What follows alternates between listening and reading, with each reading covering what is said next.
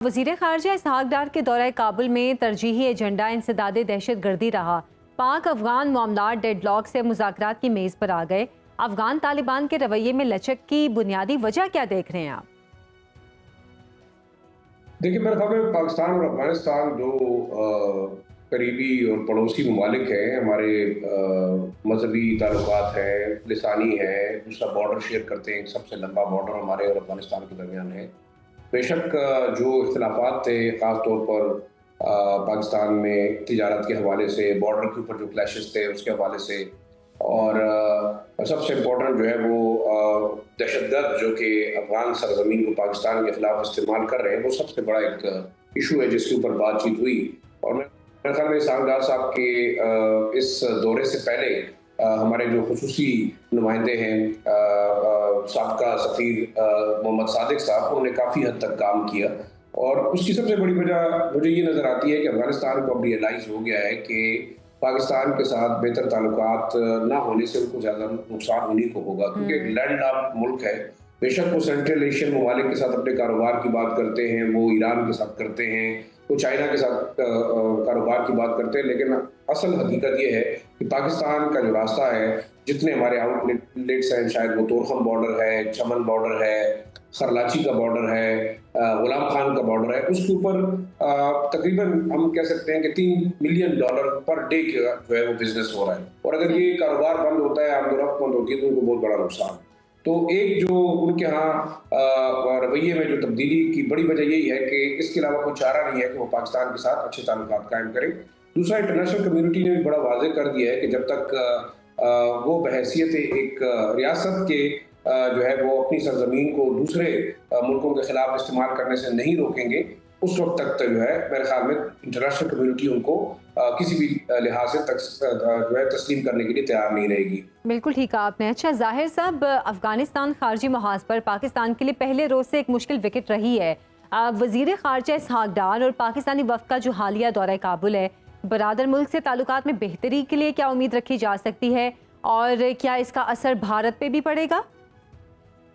دیکھیے، میرے خیال میں جب تک بات چیت نہیں ہوگی تو وہ مسائل جو کہ دونوں ممالک کے درمیان تعلقات خراب کرنے کا باعث بن رہے ہیں، اس پہ فوکس نہیں کیا جا سکتا۔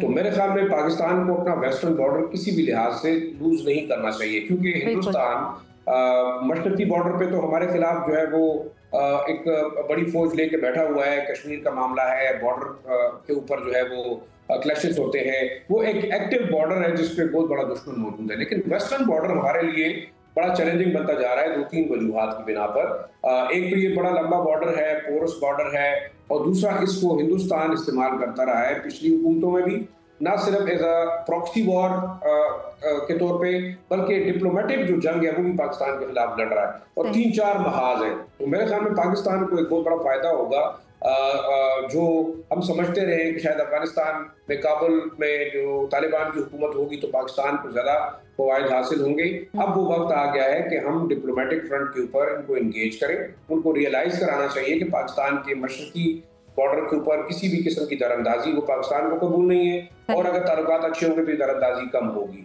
دوسرا، ڈیولپمنٹ کے نام پہ جو بھارت نے ہمارے خلاف ایک آبی جنگ شروع کی ہے دریائے کابل اور دریائے کنڑ پر، بڑے ڈیمز کے منصوبوں کو وہ فنڈ کر رہا ہے۔ $2 بلین کے جو ڈیمز ہیں، خاص طور پر دریائے کنڑ کے اوپر، جیسے کہ افغانستان کے جو ملا منصور ہیں، انہوں نے اس کی باقاعدہ اناؤنسمنٹ کی۔ اب یہ چیزیں ایسی ہوں گی جب ہم اس پہ بات چیت کریں گے، تو یہ تمام چیزیں ایسی ہیں جو کہ کنٹروورشل بھی ہیں اور جو غیر قانونی ہیں، کیونکہ پاکستان اور افغانستان کے درمیان اس قسم کا کوئی معاہدہ نہیں ہے کہ وہ ڈیم بنایا جائے گا ان دریاؤں پہ جو کہ پاکستان کے اندر آ رہے ہیں۔ یہ بھی کہا جا رہا ہے کہ چین پاکستان اور افغانستان کے مذاکرات میں ثالثی کے لیے تیار ہے۔ اگر ایسا ہوتا ہے تو یہ کتنا اہم ہو سکتا ہے؟ دیکھیں، میرے خیال میں اگر آپ دیکھیں تو اس وقت دنیا کے تمام ممالک اس خطے میں منرل کے پیچھے جو ہے وہ دیوانے لگتے ہیں، چاہے وہ امریکی فرمز ہیں، چاہے وہ چائنیز فرمز ہیں، چاہے وہ یورپین فرمز ہیں۔